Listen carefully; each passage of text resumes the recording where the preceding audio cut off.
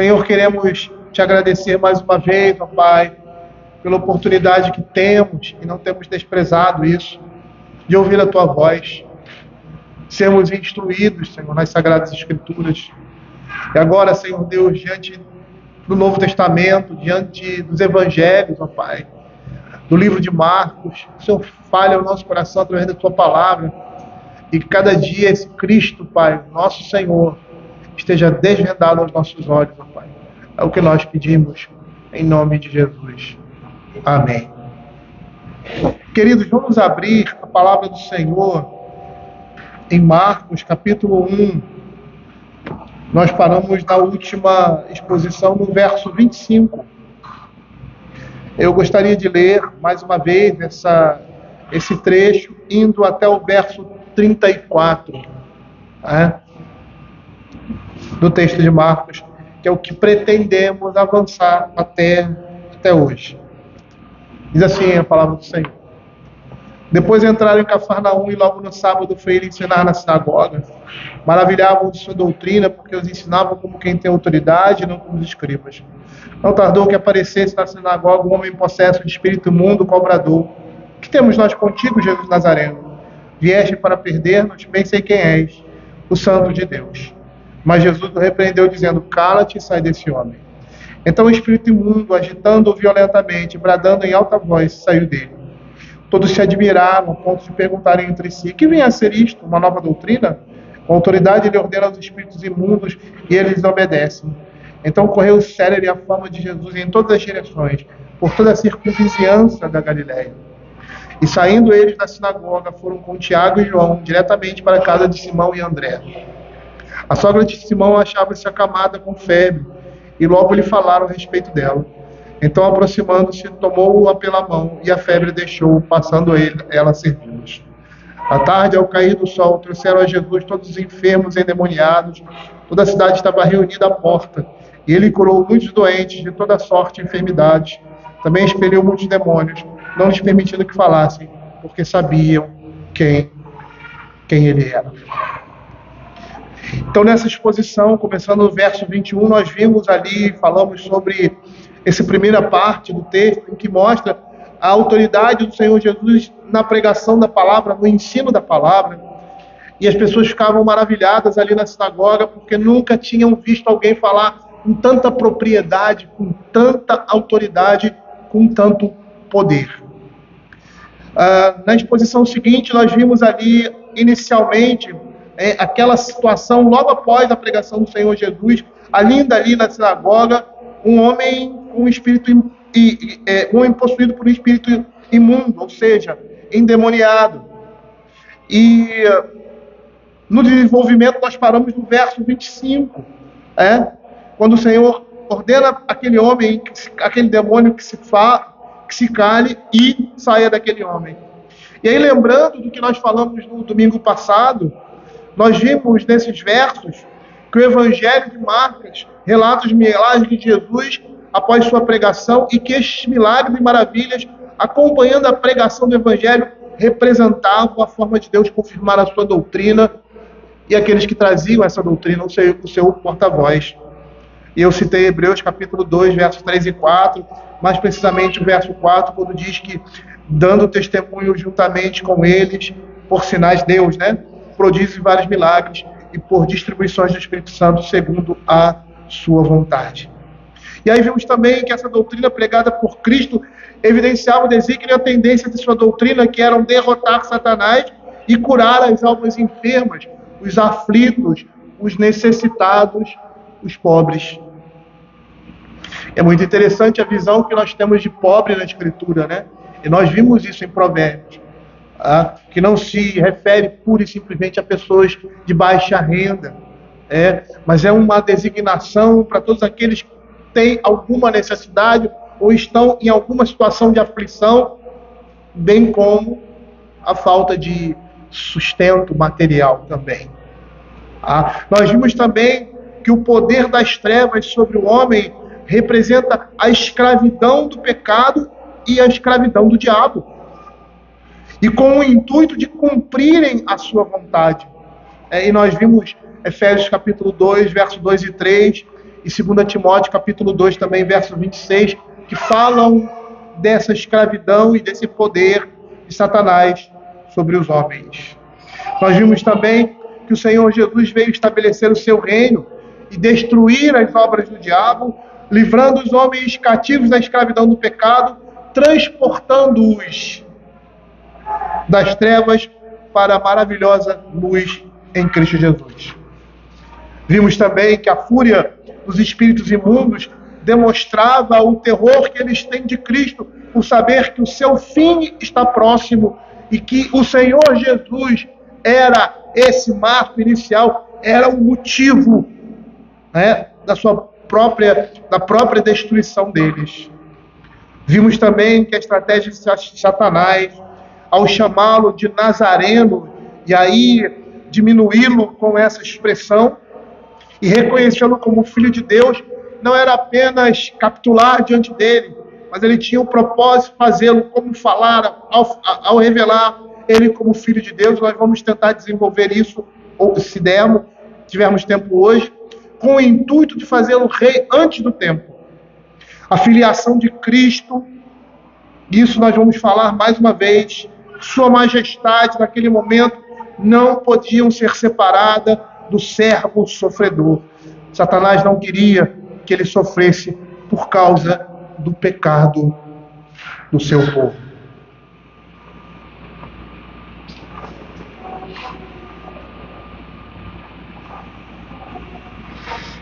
E aí, no verso 25, continuando a nossa exposição, é interessante porque a maneira como o texto da Escritura mostra a vida do Senhor Jesus, essa narrativa, o propósito, é a maneira como nós estamos lidando com esse texto, expondo esse texto. Tem um propósito de fazer o que o livro de Marcos mesmo faz, revelar através dos fatos a pessoa e a obra de Cristo, que Ele é o Filho de Deus, que Ele é o Messias prometido, que Ele é o Cristo. E aí no verso 25, nesse momento de tensão ali na sinagoga, quando o Senhor se depara com aquele homem possesso de espírito imundo, e logo após aquelas palavras que nós explicamos e demos aí algumas insights do que falamos na última exposição, o Senhor se volta para esse homem possuído e diz assim: cala-te e sai desse homem. Com essas simples palavras,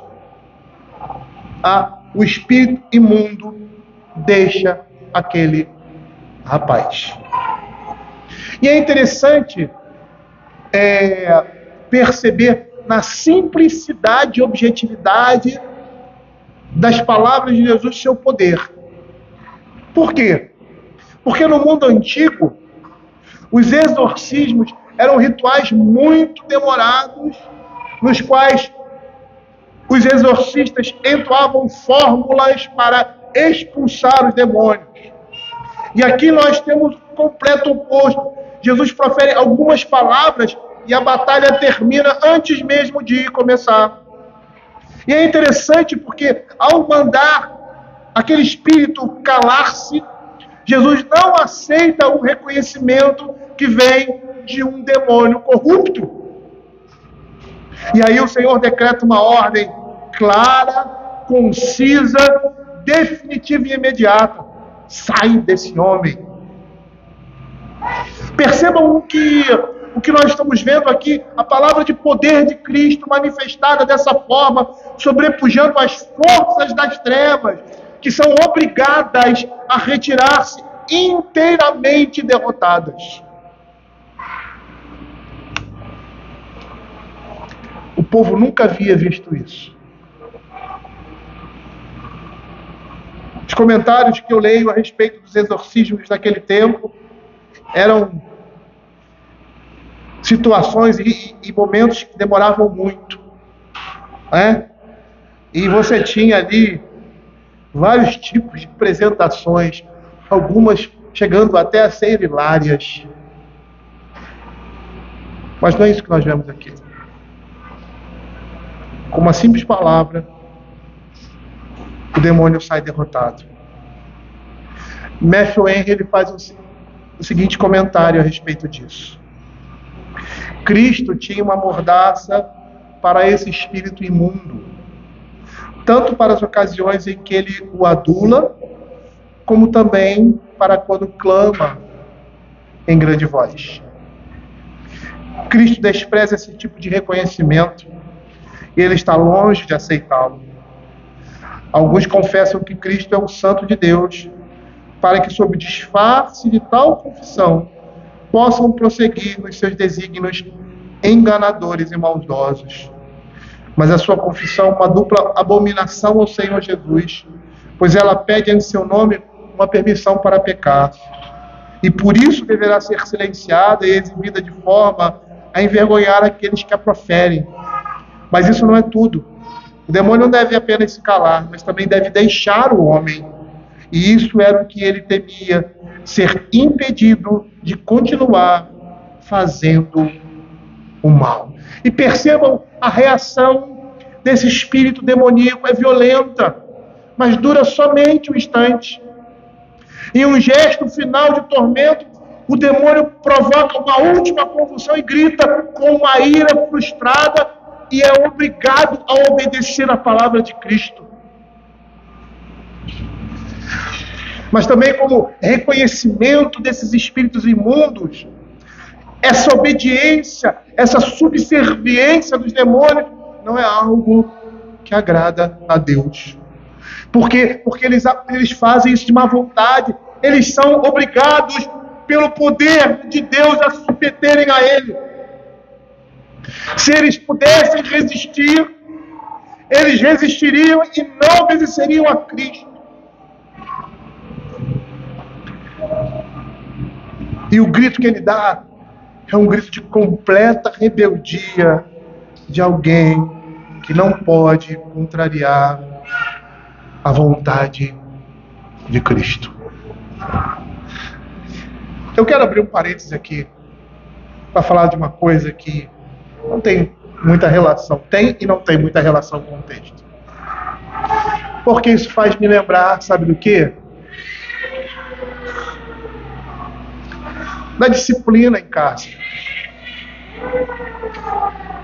Muitas vezes nossos filhos, eles obedecem a nós porque eles são obrigados a fazer isso. Porque nós somos mais fortes, né? Nós podemos impedi-los com a nossa força, ou seja, segurá-los, tirá-los de um lugar, colocar em outro, né? Tirar aquilo que está incomodando à frente dele e colocar em outro lugar. E nós precisamos ensinar aos nossos filhos, porque essa é a obediência que Cristo exige de nós. E é isso que a disciplina vai fazer. A obedecer por prazer. Não por força. Mas por entender que ele está fazendo aquilo que não deve fazer e que a vontade do Pai é outra. E ele deve submeter a vontade do Pai, como o homem se submete de bom grado à vontade de Deus. E é isso que a disciplina vai fazer na vida dos nossos filhos. E nós precisamos exercer essa disciplina, tanto na vida deles, tanto em prol deles, como em prol de nós mesmos. Ensinar aos nossos filhos a obedecerem, não pela força, não pelo constrangimento, mas pelo convencimento de saberem que estão fazendo a vontade de Deus. Voltando aqui, veja o grito que ele dá, é um grito de completa rebeldia de alguém que não pode contrariar a voz de Deus, a voz de Cristo.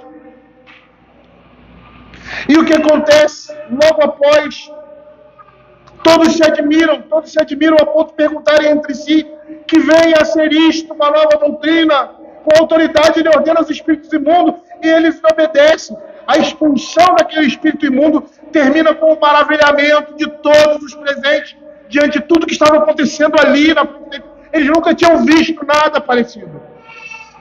A autoridade de Jesus em sua pregação, A autoridade de Jesus na expulsão daquele demônio causou um profundo impacto na vida daquelas pessoas. E nós vamos perceber que a linguagem que o Senhor usa aqui, diante do que aconteceu, é a derrota do homem forte, ou seja, do homem valente, por Cristo, acontecendo em favor das vítimas do diabo. E perceba, as pessoas que foram destruídas pelo poder de Satanás, elas agora são restauradas. A saúde, a integridade e a possibilidade de uma restauração com seu Criador, cuja imagem eles são feitos. E aí eles ficam maravilhados, porque a autoridade de Jesus é surpreendente. E essa autoridade demonstrada aqui não foi com o intuito de mostrar grandeza da parte dele, mas como poder de redenção dos cativos. Se muitos cristãos hoje, que supostamente, erroneamente creem em milagres e coisas portentosas que acontecem por mão de homens, como acontecia nos tempos bíblicos, olhassem para o texto da Escritura, somente pelo modus operandi, a maneira como essas coisas aconteciam, o comportamento desses homens diante dessas coisas, como eles faziam isso, eles iam perceber claramente que o que nós temos hoje não chega nem perto daquilo que nós vemos na Escritura.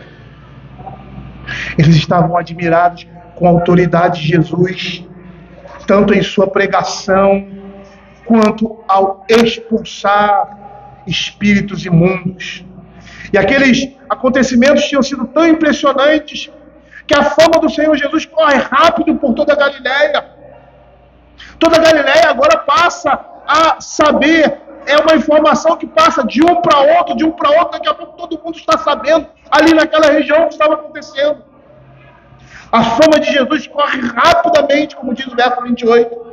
Então correu célere a fama de Jesus em todas as direções, por toda a circunvizinhança da Galileia. E é interessante nós compararmos essa autoridade que nós estamos vendo aqui com a autoridade que o Evangelho de João se refere. Abra João capítulo 17, verso de 1 a 3. No Evangelho de João, essa mesma autoridade, esse mesmo poder que é dito aqui, se baseia no fato que ele é o Filho de Deus e de que ele foi enviado com um propósito. E aí a Escritura diz assim: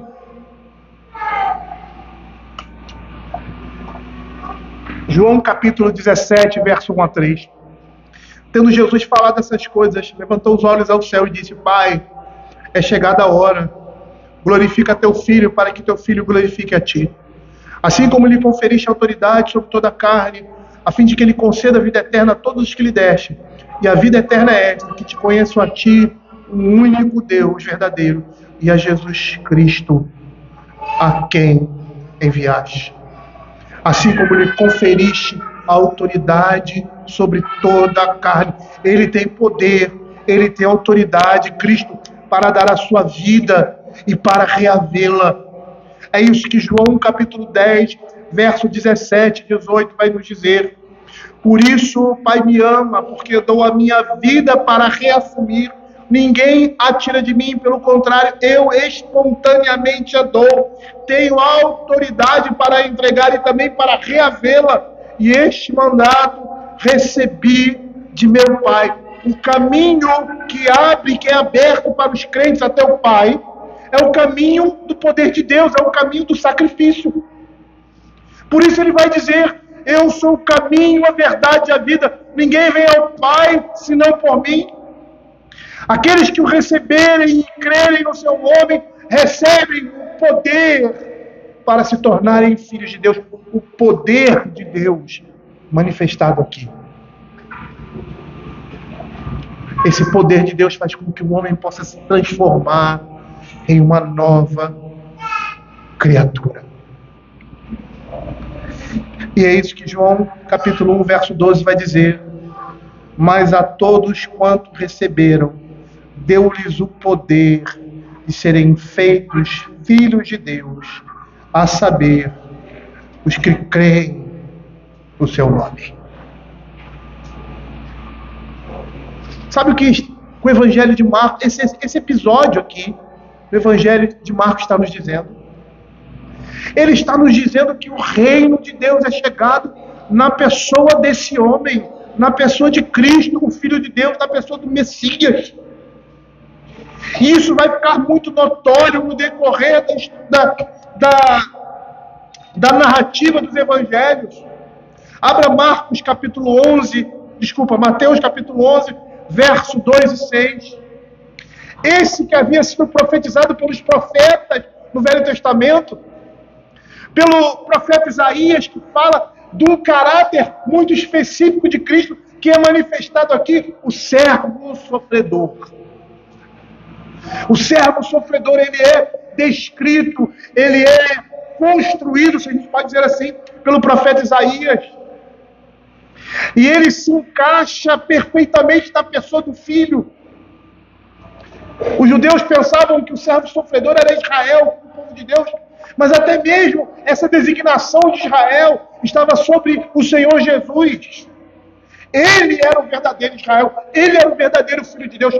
Por isso, a Escritura diz em Mateus: do Egito chamei o meu filho.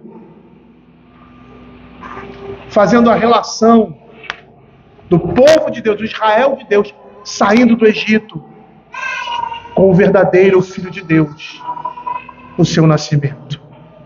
Veja o que Mateus capítulo 11, verso 2 a 6 vai dizer. Quando João ouviu no cárcere falar das obras de Cristo, mandou por seus discípulos perguntar-lhe: és tu aquele que estava para vir, ou havemos de esperar outro? E Jesus respondendo disse-lhes: ide e anunciai a João que estáis ouvindo e vendo. Os cegos veem, os coxos andam, os leprosos são purificados, os surdos ouvem, os mortos são ressuscitados, e aos pobres está sendo pregado o Evangelho. E bem-aventurado aquele que não achar em mim motivo de tropeço. Quando João ouve essas palavras, ele se lembra do profeta Isaías, das promessas do Velho Testamento, mais precisamente Isaías capítulo 35, verso de 1 a 6, onde ele vai dizer assim: a felicidade futura de Sião é o título que nós temos ali nesse trecho da Sociedade Bíblica do Brasil, e diz assim: o deserto e a terra se alegrarão, o ermo exultará e florescerá como o narciso, florescerá abundantemente, jubilará de alegria e exultará. Deus-lhes a glória do Líbano, o esplendor do Carmelo de Saron. Eles verão a glória do Senhor, o esplendor do nosso Deus. Fortalecei as mãos frouxas e firmai os joelhos vacilantes. Dizei aos desalentados de coração, sede fortes, não temais. Eis o vosso Deus, a vingança vem, a retribuição de Deus, ele vem e vos salvará. E é interessante, porque ao pronunciar essas palavras, ao Jesus pronunciar essas palavras a João Batista entendeu, porque essa era a sua mensagem. Ele vai vir e vai recolher no seu celeiro o trigo e vai lançar a palha em fogo inextinguível. Ele pensava que o Senhor Jesus viria e estabeleceria o seu reino de forma completa, trazendo juízo sobre os ímpios e recolhendo aqueles que são seus nessa futura Sião. Mas percebam aqui, ele entende que esse não era o momento, quando ele diz: então se abrirão os olhos dos cegos, se desimpedirão os ouvidos dos surdos, os coxos saltarão como cervos e a língua dos mudos cantará, pois águas arrebentarão no deserto e ribeiros no ermo. Essa era a indicação que o reino de Deus havia chegado com poder e autoridade na pessoa do Filho de Deus, o Jesus de Nazaré. Mas agora ele não seria aquele juiz que viria julgar todas as coisas. Ele é aquele que viria sofrer em favor do seu povo, para a remissão dos seus pecados. E Marcos continua com essa descrição que é muito pontual, essa narrativa é muito pontual, porque está apontando para o poder de Deus em Cristo Jesus, para o poder de Cristo como Filho de Deus. E logo após, saindo eles da sinagoga, foram com Tiago e João diretamente para a casa de Simão e André. A sogra de Simão achava-se acamada com febre e logo lhe falaram a respeito dela. Então, aproximando-se, tomou-a pela mão e a febre deixou, passando ele a servir. Esse dia foi um dia memorável. Eles estavam ali com o Senhor Jesus na sinagoga, o Senhor pregando, e eles ali deslumbrados com a palavra que saía da sua boca, como os discípulos em Emaús, quando diziam: nosso coração não ardia quando ele falava das Escrituras a seu respeito.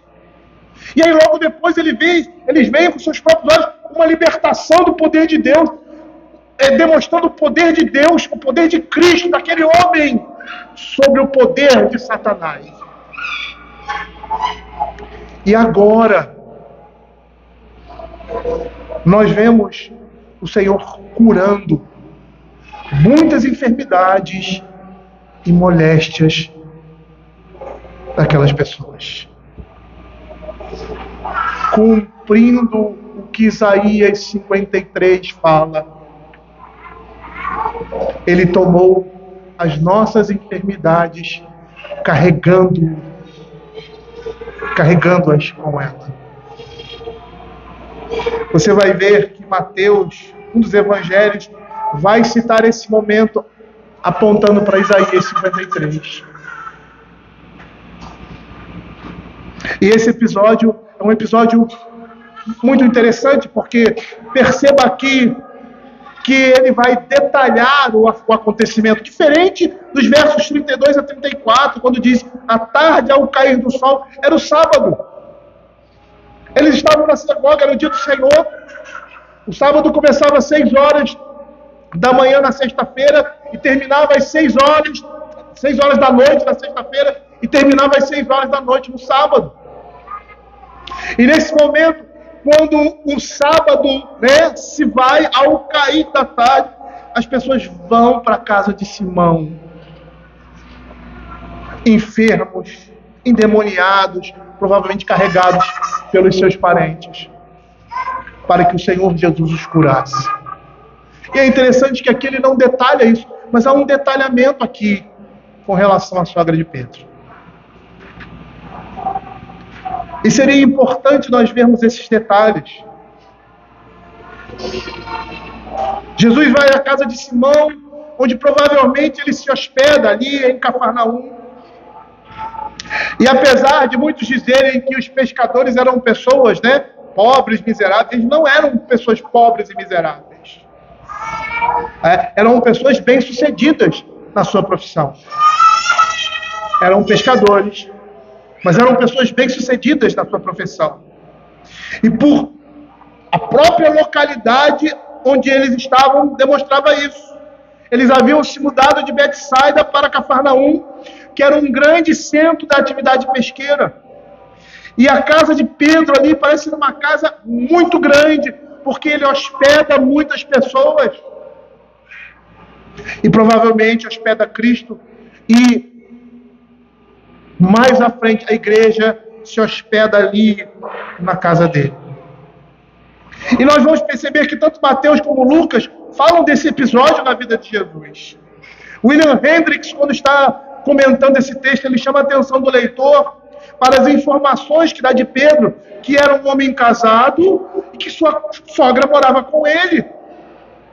Que era um homem que tinha uma vida, era um homem que vivia do seu trabalho, mas era um homem próspero. E aí a gente entende porque ele diz para o Senhor Jesus, nós tudo deixamos de te seguirmos. Porque ele tinha alguma coisa a deixar. Ele não era um mendigo, ele não era um pobre, uma pessoa, um assalariado. Era um homem que tinha um negócio, juntamente com seus irmãos. Um negócio de família e que tinha muito lucro. O apóstolo Paulo, lá em 1 Coríntios capítulo 9, verso 5, dá a entender que a esposa desses homens, de Pedro e dos demais apóstolos, acompanhavam esses homens em suas viagens missionárias. Então vejam o detalhamento das coisas que estão acontecendo aqui, mas o foco aqui é a cura da sogra de Pedro. E o texto nos diz que ela estava com febre, ela estava adoecida. E Jesus vai para lá com um propósito de curá-la. E a forma como está descrito aqui, a febre daquela senhora era muito grave. Ele diz assim, achava-se acamada com febre. E a ideia aqui é de alguém que está prostrada por causa da sua doença. Ela está ali, a ideia de essa palavra acamada também, como se fosse jogada numa cama, essa é a ideia. A gente usa até essa expressão até o dia de hoje, né? Eu estava prostrado, estava jogado na minha cama. Quando você está dizendo que você está muito cansado ou quando está muito, muito doente. E naquela época, acreditava-se que a febre era uma maldição divina resultante da desobediência, porque lá em Deuteronômio capítulo 28, verso 22, diz assim, o Senhor te ferirá com a tísica e a febre, e a inflamação, e com o calor ardente, a secura, com um crestamento, a ferrugem, e isto te perseguirá até que pereças, as consequências da desobediência. Portanto, provavelmente o seu problema fosse considerado pelas pessoas que estavam ao seu redor, não apenas como algo físico, mas também como algo espiritual. E veja a descrição de Marcos. Ele a toma pela mão. Abra Lucas, capítulo 4, verso 38 e 39, e nós vamos ver esse mesmo fato, esse mesmo acontecimento, agora visto de uma outra perspectiva. Diz assim, deixando ele a sinagoga, foi para a casa de Simão. Ora, a sogra de Simão estava enferma, com febre muito alta, e rogaram-lhe por ela. Inclinando-se ele para ela, repreendeu a febre, e esta deixou, e logo se levantou, passando a servi-los. Perceba a imagem aqui de Marcos, contrapondo-se com Lucas. Marcos vê apenas um gesto da parte de Jesus, e com o texto de Lucas nós percebemos que é uma simples palavra de Jesus, a doença daquela mulher, e aquela doença se vai. Marcos diz que ela estava prostrada em sua cama. Lucas relata que ela estava com muita febre. E Mateus, relatando o mesmo fato, diz que ela estava acamada e ardendo em febre. Então percebam que a situação dela era uma situação crítica. Não é uma febrezinha que você tem. Não é uma enxaquecazinha que você vai para o hospital. Quem tem enxaqueca sabe que é brabo. Não é uma febrezinha de uma gripe simples. Ela provavelmente estava com uma doença séria que a prostrava sobre a cama.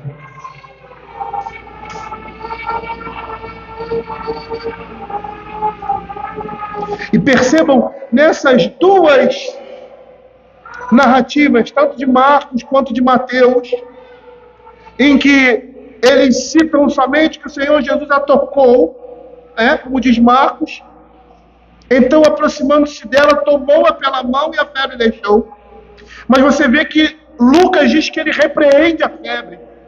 Então se nós juntássemos todos esses quadros, e os sinóticos têm essa perspectiva de mostrar o todo, quando se junta todos os fatos, porque cada um olha numa perspectiva e relata da perspectiva em que eles estavam ali vendo. Na realidade, Marcos ele escreve a partir de Pedro. Então perceba que a palavra que Jesus profere, que Lucas diz, que ele repreendeu, Marcos e Mateus nem percebem, provavelmente, que ele havia falado. Por ser uma coisa tão simples, tão objetiva, às vezes tão discreta, mas somente eles percebem o toque do Senhor Jesus sobre ela, o que para eles ali naquele momento era mais evidente. Mas Lucas, como um médico que muitas vezes precisava se inclinar para os seus pacientes, relata com maior abrangência a cena e declara que Jesus repreendeu a febre. O estado da sogra de Pedro era crítico. Mateus diz que ela estava prostrada, como também Marcos. Certamente a sogra de Pedro deveria estar com a face avermelhada, a pele quente, muito suor, e dependendo do tipo de doença, com tremores violentos. Eu me lembro, na minha época de militar, que eu servi na fronteira, e eu servi num lugar onde a malária você pega como se fosse resfriado. E às vezes eu chegava do quartel, ou seja, no quartel mesmo, no final da tarde, quando estava de serviço, passava pela enfermaria, e aí sempre tinha um lá, sentado lá, gemendo, tendo alucinações. Se a gente pode dizer assim, são alucinações, eu acho que o nome é outro. Mas o cara falando, assim, coisas sem nexo, suando, por causa da febre da malária. É interessante que é nesse horário, mais ou menos, que a febre, ela começa a aumentar, no finalzinho da tarde, a febre começa a aumentar. E as pessoas, melhor dizendo, deliram. Às vezes você via colegas delirando ali, deitados na cama. A descrição aqui é de alguém nessas circunstâncias. A gente sabe que a febre é um sinal de infecção, porque ela vai apontar para inúmeras situações. É um mecanismo de defesa do organismo que dificulta o desenvolvimento da maioria dos micro-organismos, ajudando o sistema imune a combater as infecções. Por esse motivo, a febre é um sintoma muito pouco específico. Por quê? Porque ela vai apontar para outras coisas. Ela pode ter diversas causas, desde a gripe, amidalite, doenças autoimunes e até câncer.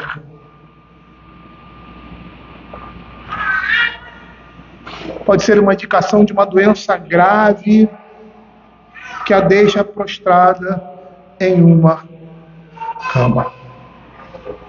E o que acontece quando o Senhor Jesus simplesmente se volta para ela, pega em sua mão e repreende a febre?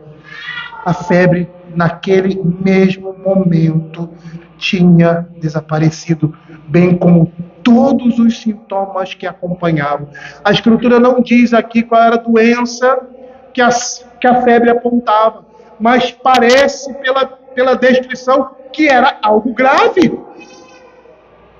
Mas naquele momento que o Senhor repreende a febre, tudo passa. Não somente a sua temperatura volta ao normal, mas a sua vitalidade. Por isso que ele diz, e a febre deixou, e passando ela a servi-los. A vitalidade toma agora conta do corpo, a ponto dela se levantar e servir aquelas pessoas. Antes ela estava completamente prostrada. A expressão no original é de alguém que for arremessado na cama, jogado, para demonstrar o nível de prostração, de um estado de enfermidade. E no mesmo momento que o Senhor repreende aquela febre, aquela enfermidade, ela vai embora. E a demonstração de uma cura total é que ela se levanta e começa a trabalhar. É interessante porque quando nós, por exemplo, passamos por uma enfermidade, estamos com febre, aí daqui a pouco nós tomamos um remédio, a febre nos deixa, mas o cansaço do corpo, que se voltou para combater aquele mal, ele é claro, você está abatido, você fica meio prostrado, apesar de você estar curado. São as consequências, os reflexos da ação do corpo contra aquela doença.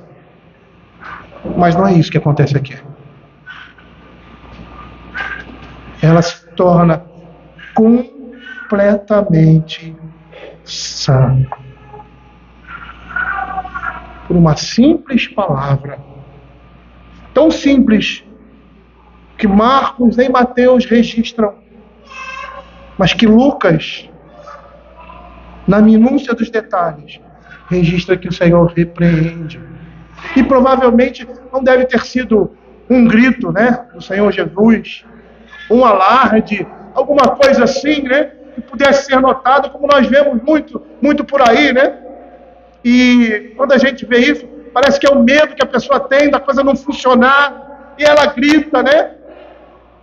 Achando que a sua autoridade vai estar relacionada à sua fala, e nós somos assim, né? Quando estamos, por exemplo, numa discussão, alguma coisa assim, uma pessoa que está debaixo da sua autoridade, aquela pessoa é rebelde para com você, alguma coisa assim, você começa a falar num tom mais alto, porque quem fala mais alto ganha. Quem falar mais alto mostra sua autoridade. Mas não é assim com o Senhor Jesus.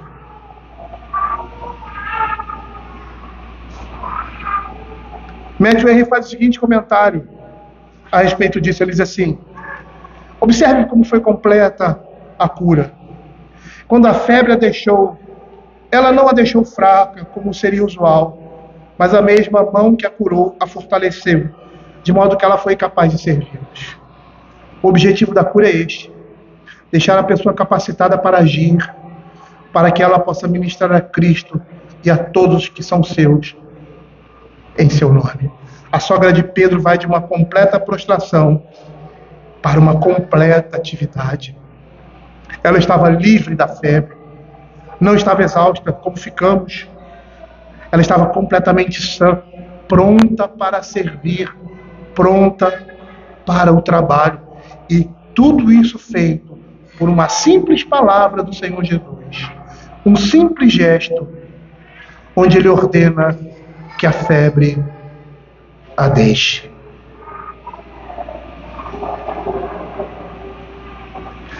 É interessante nós olharmos por essa perspectiva. Nós vermos, e se quisermos comparar pela exposição da Escritura o que temos visto ou o que se diz ver hoje, nós vamos perceber que não está de forma alguma, não é de forma alguma semelhante ao que a Escritura nos diz aqui. Isso que nós vemos aí, essas demonstrações, não são demonstrações de poder. Porque em momento algum elas são compatíveis com as Sagradas Escrituras. Mas veja o que é mais interessante nesse relato. Abra Marcos capítulo 4, verso 39. O Evangelho de Marcos não usa essa expressão aqui, mas Lucas usa. Inclinando sobre ela, repreendeu a febre, e a febre a deixou. Marcos capítulo 4, 39, vai usar essa mesma palavra que Lucas usa. Nesse momento aqui. E esse é o momento em que os discípulos estão no mar da Galileia, no barco, o Senhor Jesus está dormindo, né? E eles ficam apavorados porque começa uma tempestade. E aquela região, por exemplo, o mar da Galileia não é um mar, é um rio, ou seja, uma lagoa imensa, gigantesca. É tão gigante que é chamado de mar. E embaixo dela correm algumas correntes que em determinado momento elas se turvam e você vê como se fosse uma tempestade em alto mar. E era isso que esses homens estavam vivendo ali. E o Senhor Jesus estava tranquilo. E aí veja o que acontece, que ele, despertando, repreendeu o vento e disse ao mar: acala-te, emudece. O vento se aquietou e fez-se grande bonança. Febre, vento, tempestade, demônios, nada disso faz diferença para Jesus. ele exerce completo controle sobre tudo. E esse controle, esse poder é demonstrado, mais uma vez, aqui no verso 32, pelo motivo, ou seja, pela notícia que eles tiveram que aconteceu ali na sinagoga. E essa notícia correu rápido, porque no mesmo dia as pessoas já foram ali à casa de Pedro, sabiam que o Senhor Jesus estava lá e foram lá, uma multidão. Toda a cidade, ele diz toda a cidade, então era um grupo muito grande de pessoas. E ali ele curou muitos doentes. A notícia a respeito de Jesus se espalha e a casa de Pedro é alvo agora de multidões. E a ideia aqui é que ia chegando cada vez mais e mais gente para ser curado e liberto por Jesus. Matthew Henry, ele diz o seguinte, ele faz o seguinte comentário a respeito disso, ele diz assim: que médico poderoso ele era. Ele curou todos os que lhe foram trazidos, ainda que fossem muitos. Não era uma doença em particular que Cristo curava, mas ele curava todos os que estavam doentes, diversas doenças. Pois a sua palavra era um panfarmako, uma expressão grega que significa um bálsamo para cada ferida. E William Henry, comentando essa passagem, ele ressalta que a compaixão e a misericórdia de Jesus por essas pessoas que estavam aflitas e necessitadas por causa dos males que acompanhavam, das doenças incuráveis e dos espíritos demoníacos que afligiam a alma dos seus parentes. E ele diz assim: nunca faltou poder em Cristo para curar. O seu amor e a sua simpatia nunca falharam. Quando Lucas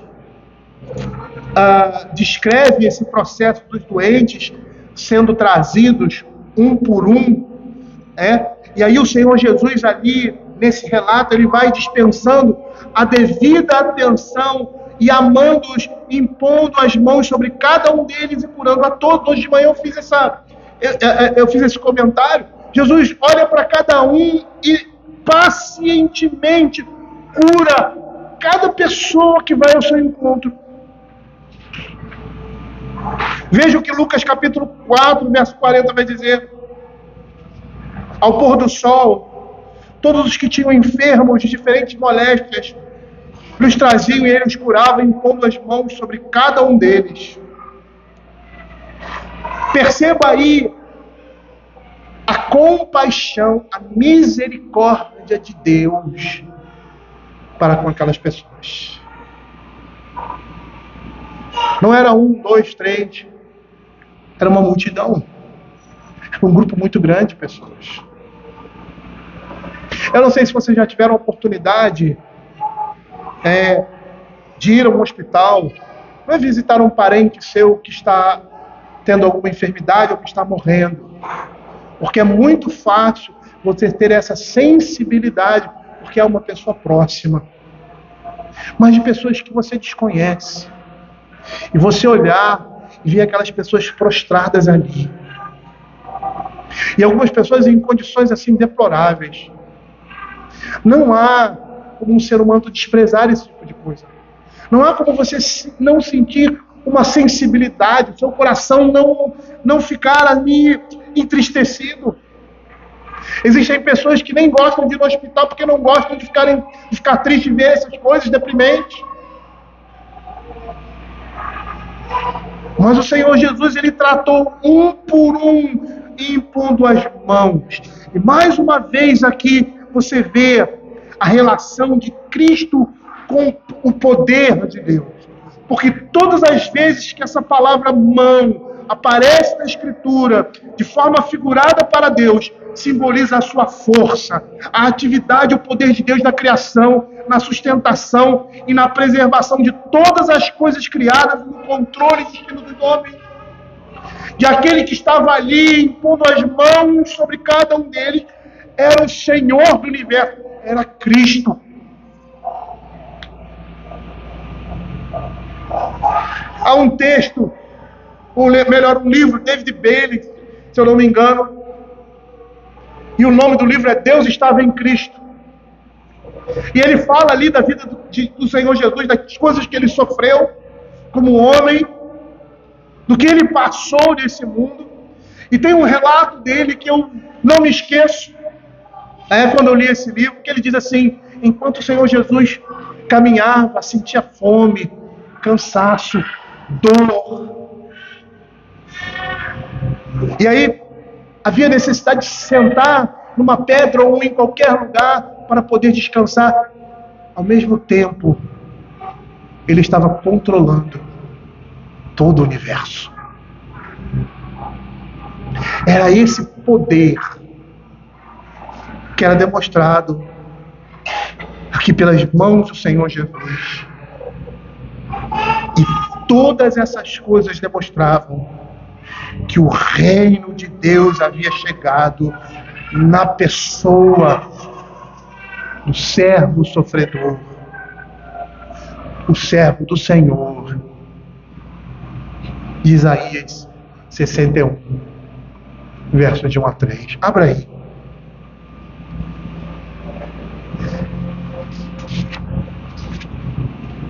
Lucas relata esse episódio quando o Senhor Jesus descreve esse texto de Isaías como se fosse o seu primeiro ato numa sinagoga, sua primeira pregação.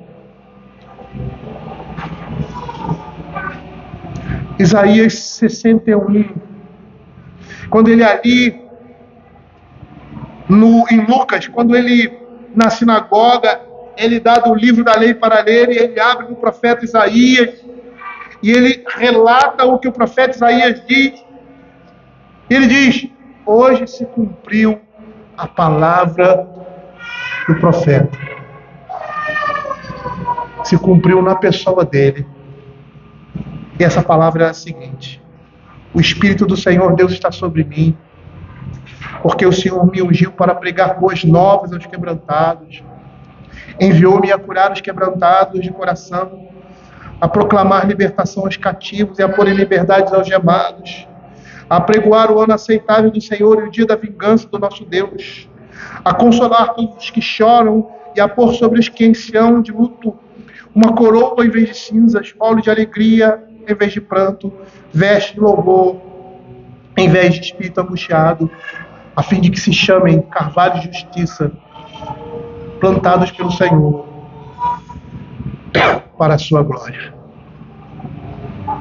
Com essa narrativa, com essa descrição, Marcos estava dizendo, os evangelhos estavam dizendo, o reino de Deus havia chegado na pessoa do Cristo, na pessoa do servo sofredor. E é por isso que no verso 34, e nós vamos falar sobre isso na próxima exposição, diz assim: não lhes permitindo que falassem, porque sabiam quem ele era. O reino de Deus havia chegado, mas agora ele havia chegado na pessoa do servo sofredor. E nós vamos ver isso na próxima exposição. Percebam o que Marcos está fazendo aqui. Marcos está pegando essa narrativa da vida de Jesus, colocando de tal forma os fatos e acontecimentos, para que aqueles que ouvissem ou lessem aquela narrativa chegassem à seguinte conclusão, a mesma conclusão que o centurião chegou ali na cruz, quando ele diz assim: este verdadeiramente era o Filho de Deus. Vamos orar.